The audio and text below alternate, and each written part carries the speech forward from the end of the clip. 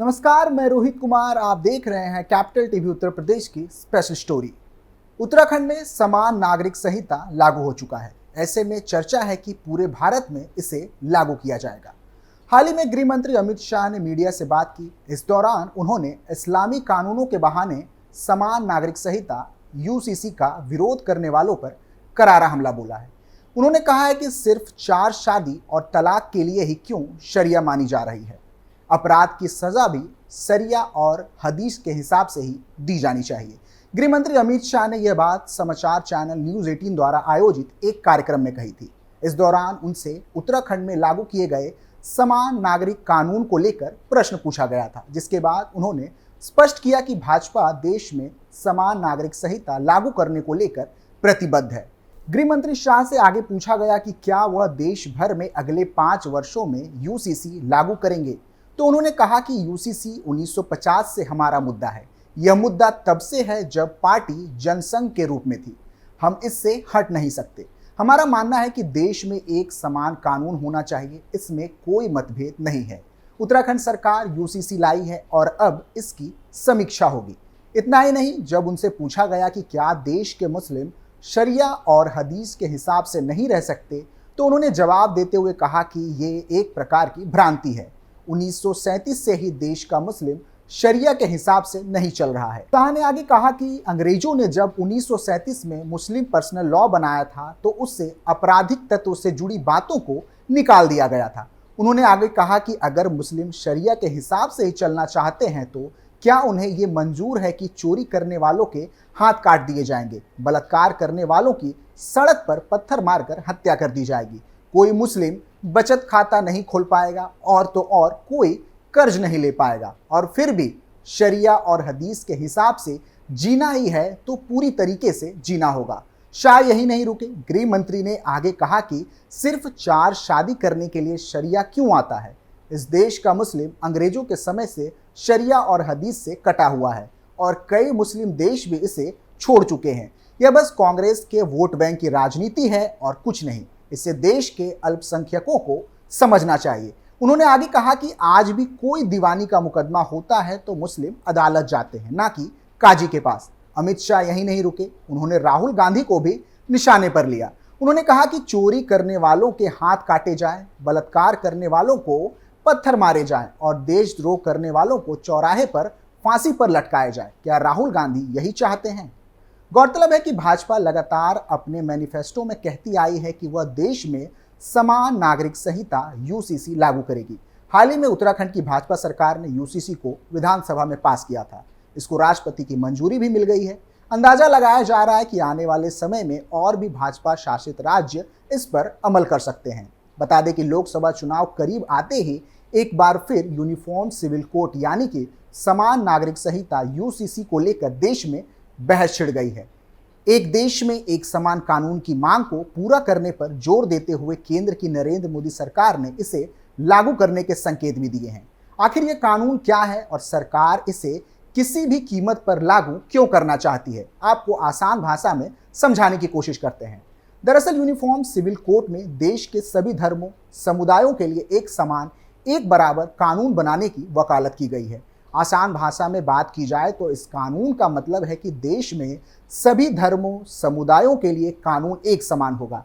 मजहब और धर्म के आधार पर मौजूदा अलग अलग कानून एक तरह से निष्प्रभावी हो जाएंगे। जानकारी के लिए बता दें कि यूनिफॉर्म सिविल कोड संविधान के अनुच्छेद 44 के तहत आता है। इसमें कहा गया है कि राज्य पूरे भारत में नागरिकों के लिए एक समान नागरिक संहिता सुनिश्चित करने का प्रयास करेगी। इसी अनुच्छेद के तहत इस यूनिफॉर्म सिविल कोड को देश में लागू करने की मांग की जा रही है। बता दें कि यह मुद्दा वर्षों से राजनीतिक नैरेटिव और बहस का केंद्र बना हुआ है। बीजेपी ने हमेशा इसे अपने प्राइमरी एजेंडे में शामिल किया है। भाजपा 2014 में सरकार बनने के बाद से ही यूसीसी लागू करने पर जोर दे रही थी और 2024 चुनाव आने से पहले इस मुद्दे ने एक बार फिर जोर पकड़ लिया है। बता दें कि बीजेपी का यह मुद्दा 2019 लोकसभा चुनाव घोषणा पत्र का हिस्सा रह चुका है, जिसे अब पूरा करने की तैयारी की जा रही है। क्या है यूनिफॉर्म सिविल कोड? विवाह, तलाक, गोद लेने और संपत्ति बंटवारे को लेकर सभी के लिए एक नियम होगा। परिवार के सदस्यों के आपसी संबंध और अधिकारों में समानता होगी। जाति, धर्म या परंपरा के आधार पर नियमों में कोई छूट नहीं दी जाएगी। इसके साथ ही किसी भी धर्म विशेष के लिए अलग से कोई नियम नहीं होगा। यूसीसी लागू होने से क्या होगा? हर धर्म में शादी तलाक के लिए एक ही कानून होगा। जो कानून हिंदुओं के लिए होंगे वही दूसरों के लिए भी होगा। बिना तलाक के एक से ज़्यादा शादी नहीं हो पाएगी। इसके साथ ही शरीयत के मुताबिक जायदाद का बंटवारा नहीं होगा। यूसीसी लागू होने से क्या नहीं बदलेगा? धार्मिक मान्यताओं पर कोई फर्क नहीं पड़ेगा। धार्मिक रीति रिवाज पर इसका कोई असर नहीं होगा। पहले के तरह ही शादियां और निकाह होती रहेंगी।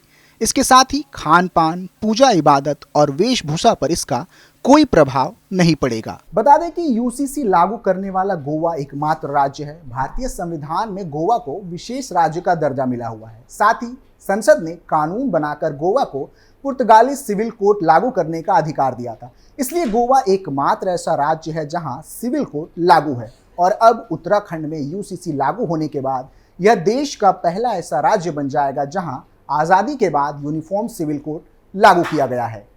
किन देशों में पूरी तरह से लागू है यूनिफॉर्म सिविल कोड? बता दें कि फिलहाल कोई भी देश समान नागरिक संहिता को पूरी तरह से लागू नहीं कर पाया है। हालांकि फ्रांस, अमेरिका, तुर्की जैसे कुछ देशों में यूनिफॉर्म सिविल कोड पूरी तरह से सभी नागरिकों पर लागू होता है, चाहे उनका धर्म या विश्वास कुछ भी हो। भारत के अलावा भी कई ऐसे देश हैं जहां नागरिकों के हित में सिविल कोड या इसके जैसे कानून बने हुए हैं। सबसे पहले बात करते हैं रोम की। नागरिक कानून के सिद्धांत रोम में ही जन्मे थे। यहाँ के लोगों द्वारा एक कोड बनाया गया था जिसमें नागरिकों के सिद्धांतों की बात कही गई थी। इस कोड में यह शामिल था कि कानूनी मुद्दों पर फैसला कैसे लिया जाएगा। रोम में इसे जूस सिविले कहा करते हैं। हालांकि समय के साथ साथ रोम के इस सिविल कोड में काफ़ी बदलाव भी किए गए हैं।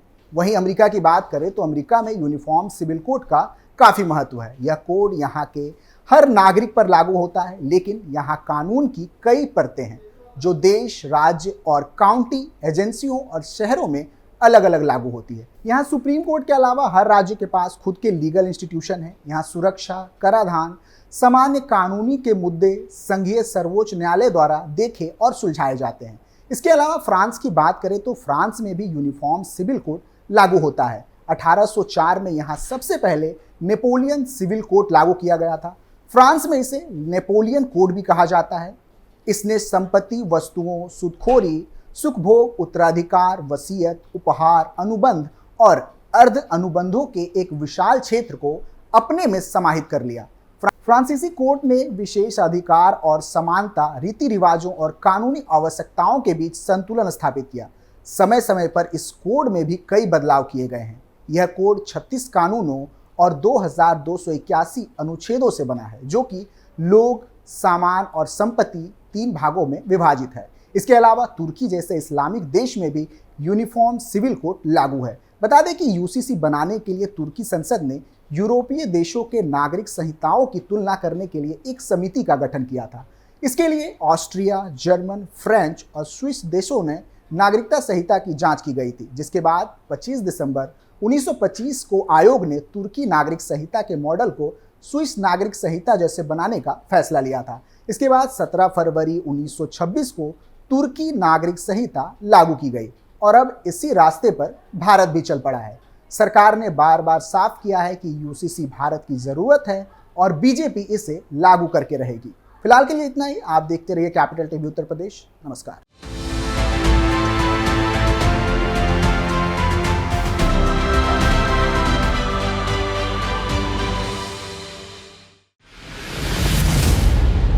मैं राजनीति करता नहीं, पर राजनीति को बहुत गहरे तक समझता हूं। मैं लोगों के बीच रहता हूं, लोगों के मन को अच्छे से जानता हूं।